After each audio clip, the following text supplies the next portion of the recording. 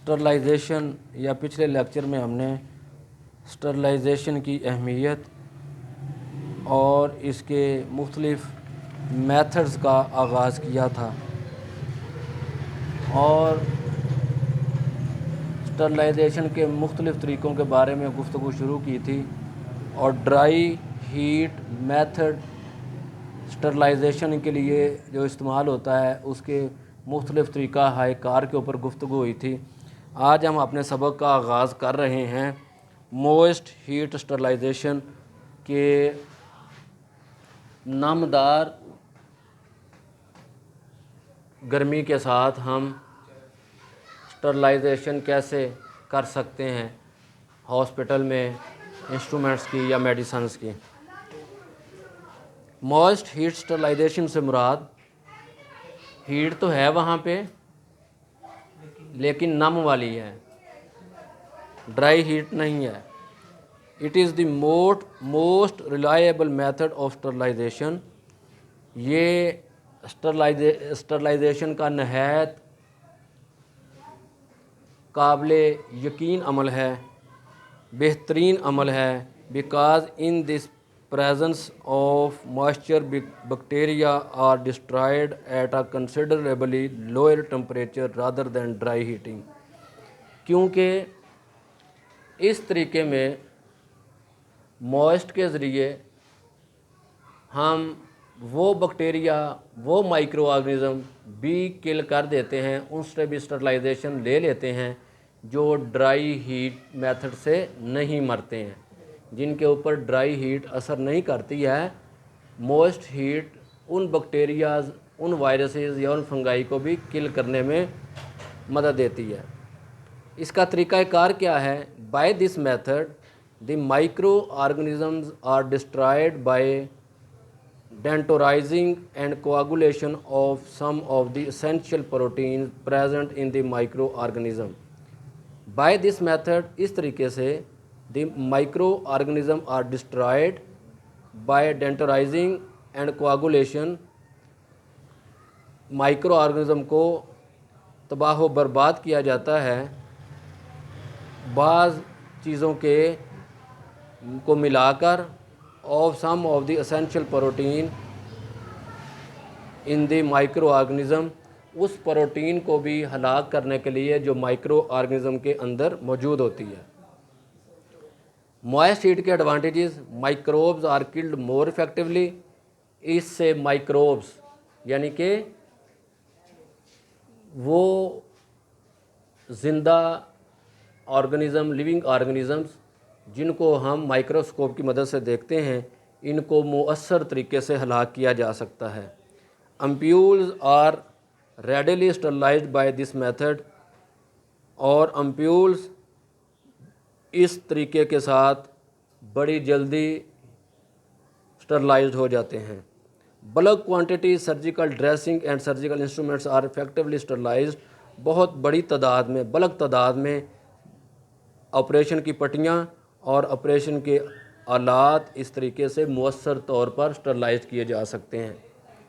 Disadvantages, thermolabile substances and ointments can not be sterilised. इस फ़ायदे का नुकसान ये है कि ऐसी चीज़ें जो हीट से ख़राब हो जाती हैं और मरहमे में वगैरह इस तरीके से हम स्टरलाइज नहीं कर सकते।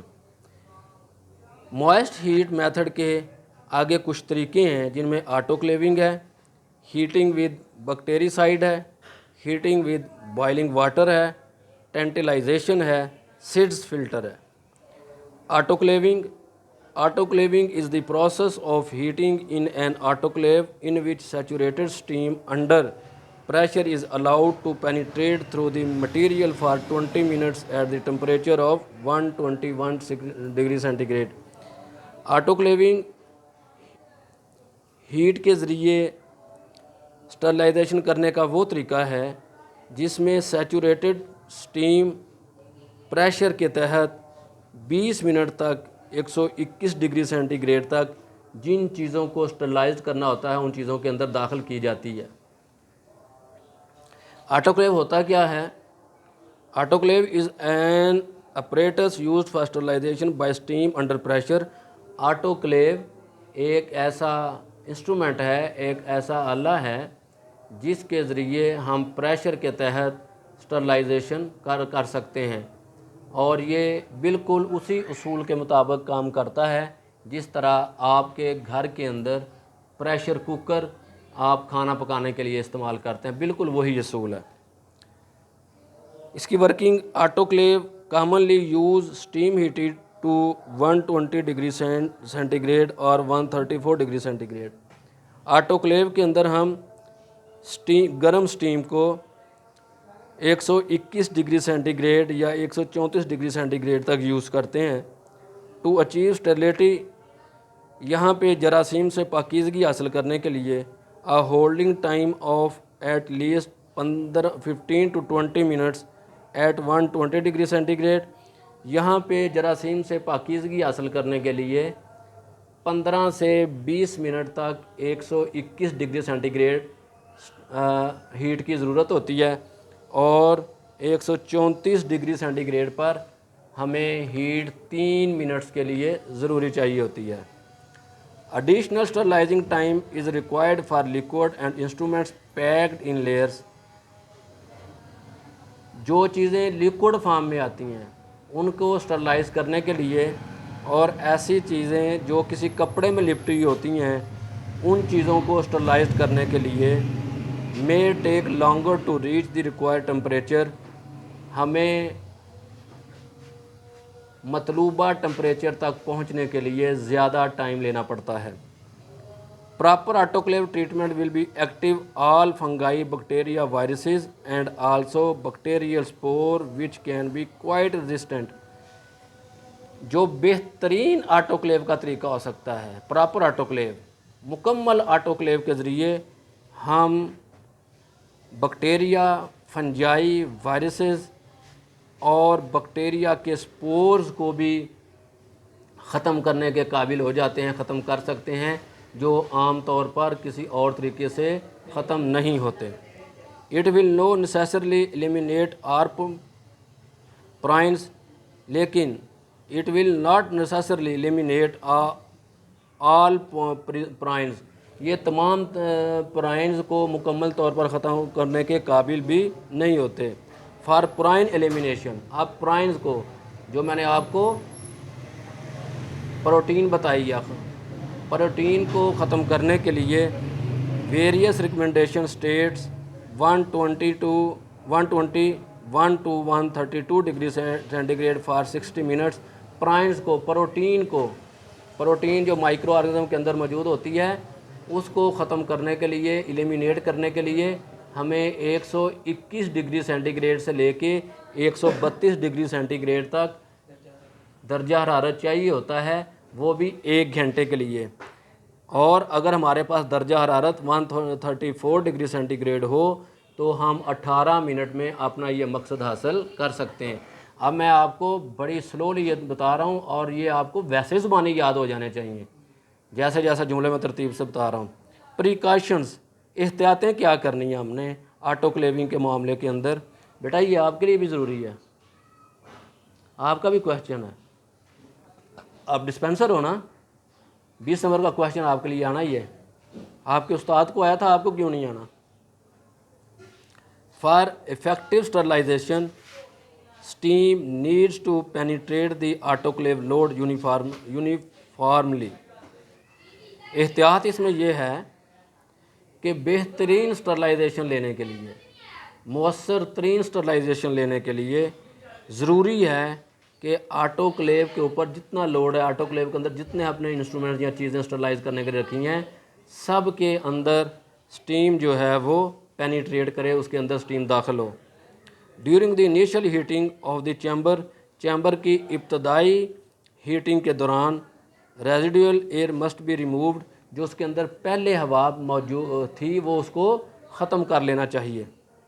फॉर ऑटोक्लेविंग के लिए एज़ फॉर ऑल डिसइंफेक्शन और sterilisation method cleaning is critical. तमाम किस्म की स्टरलाइजेशन जो है उसका तरीक़ेकार इंतहाई मुश्किल हैं, cleaning can also remove large number of organisms, और क्लीनिंग जो है वो बहुत सारे ऑर्गेनिज़म को ख़त्म कर देती है। जब हम आटोक्लेव के लिए चीज़ों को आटोक्लेव में रख रहे हैं स्टरलाइजेशन के लिए, तो उनको पहले अगर हम क्लीन कर लें आम सादे पानी से, सादे साबुन से, डिटर्जेंट से, तो बहुत सारे जो जरासीम होते हैं वो वहीं पे हम किल कर सकते हैं, और या उनसे कुछ ना कुछ पाकीज़गी हासिल कर सकते हैं। जब हम क्लीन करके सादे पानी के साथ, सादे साबुन के साथ इंस्ट्रूमेंट्स को रखेंगे आटोक्लेव में, तो आटोक्लेव जो है वो ज़्यादा अच्छी स्टरलाइजेशन देगा। Cleaning instruments or utensils in organic matters, cool water must be used. जो चीज़ें, जो बर्तन इसके आटोक्लेविंग के लिए इस्तेमाल होते हैं, जिन बर्तनों में रख के हमने आटोक्लेव के अंदर इंस्ट्रूमेंट्स या चीज़ें स्टरलाइजेशन के लिए रखनी है, उनको भी पहले आम सादे पानी से उन बर्तनों को भी धो लेना चाहिए, ताकि अगर कोई डर्ट, डेब्रीज, कूड़ा किरकट वगैरह, खून, बलगम वगैरह लगी है तो वो पहले साफ़ हो जाए, और क्लीन करने के बाद जब हम इसको आटोक्लेव की स्टरलाइजेशन के लिए आटोक्लेव के अंदर रखेंगे। ठीक है।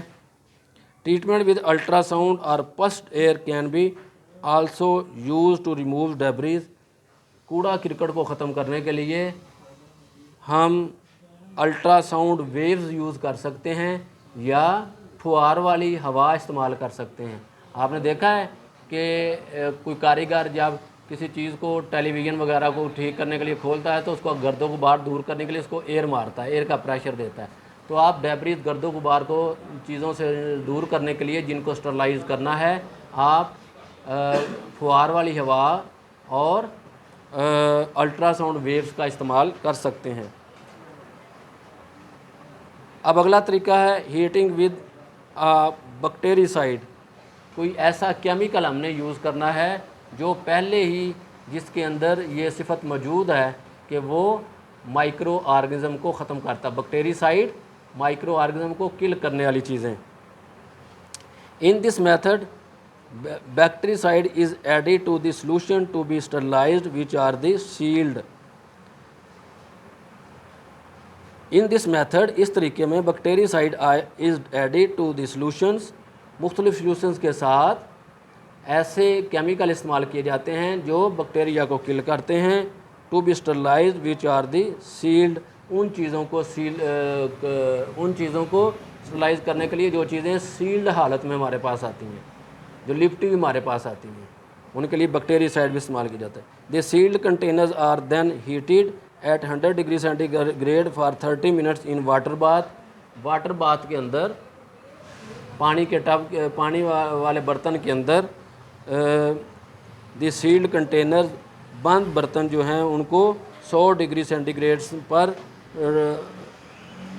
टेम्परेचर दिया जाता है आधे घंटे के लिए।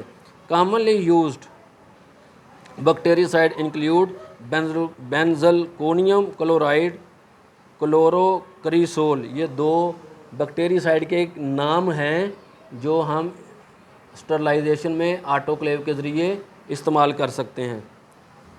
Sterilization by boiling water. The boiling water bath is most useful for sterilising instruments like syringes, knives, blades, scissors and others. उबलता हुआ पानी इंस्ट्रूमेंट की स्टरलाइजिंग के लिए बेहतरीन चीज़ है आटोक्लेव के अंदर, और सिरिंजेस के लिए, नाइव्स के लिए, चाकुओं के लिए, ब्लेड्स के लिए, सीजर, कैंचियों के लिए, और दूसरी चीज़ों के लिए, चाकू, छुरी, ब्लेड्स, एरा वगैरह चीज़ों के लिए उबलता हुआ पानी अगर आटोक्लेव के अंदर इस्तेमाल किया जाए तो ये बेहतरीन चीज़ है। They are completely dipped in boiling water for 20 minutes. इस पानी के अंदर मुकम्मल तौर पर इंस्ट्रूमेंट्स को या चीज़ों को जिनको स्टरलाइज करना है 20 मिनट के लिए मुकम्मल तौर पर डिप किया जाता है। Tyndallisation. Tyndallisation is a process dating from the 19th century for sterilising substances.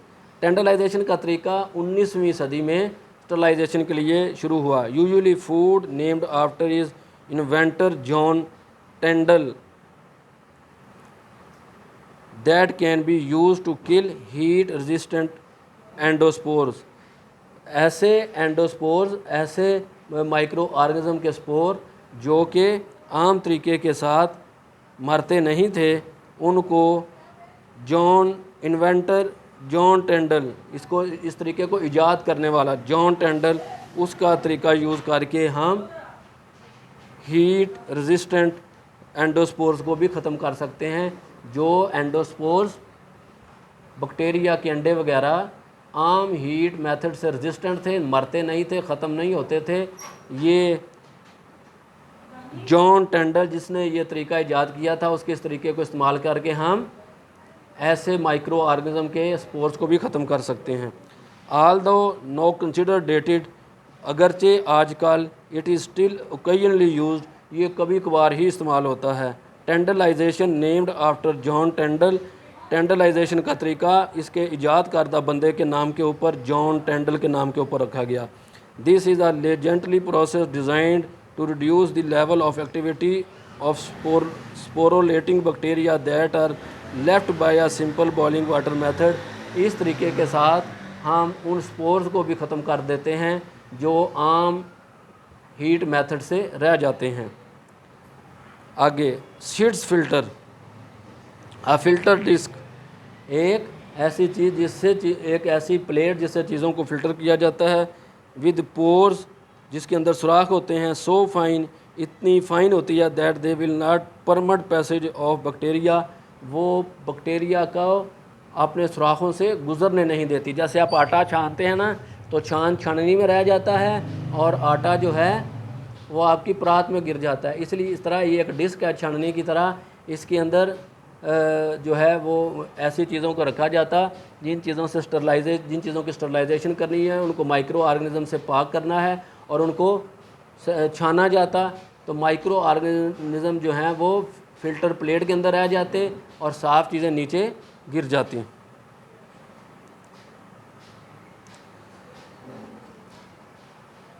इस तरीके के साथ bacteria, viruses will pass through the filter, इनको एक फ़िल्टर से पास किया जाता। They can be use for sterilization during injection by placing the membrane between the syringe and the needle. इस तरीके के साथ टीका लगाते हुए हम एक मेम्ब्रेन, फ़िल्टर मेम्ब्रेन, एक झिल्ली नुमा जो है ना चीज़ वो रखते टीके और मरीज़ के जिस्म के दरमियान। जो माइक्रो ऑर्गेनिज्म होते वो झिल्ली में रह जाते और टीका जो है वो अंदर इंजेक्ट हो जाता। Seitz filter are usually made of asbestos, they are pad like and thicker than membrane filters. इसके लिए कुछ ऐसे मखसूस फ़िल्टर्स इस्तेमाल होते जो पैड की तरह को होते और thicker than membrane filters, membrane filter से ज़्यादा मोटे होते। ये आपके तरीका है कार स्टरलाइजेशन के, लेकिन आपने इस सवाल को इस तरह करना है। वैसे तो आपको सारा ही आना चाहिए जो मैंने पढ़ाया है, लेकिन ख़ास तौर पे ऐसे करना है। डिफ़ाइन स्टरलाइजेशन, स्टरलाइजेशन की तारीफ बयान करें। राइट्स इट्स डिफरेंट नेम्स या राइट इट्स डिफरेंट मेथड, इसके मुख्तलिफ तरीक़ों के नाम लिखें। And explain the method of autoclave, और ऑटोक्लेव का तरीका जो वो तफसील से बयान करें। ये सवाल आपको इंशाल्लाह पेपर में इस तरीके से आएगा।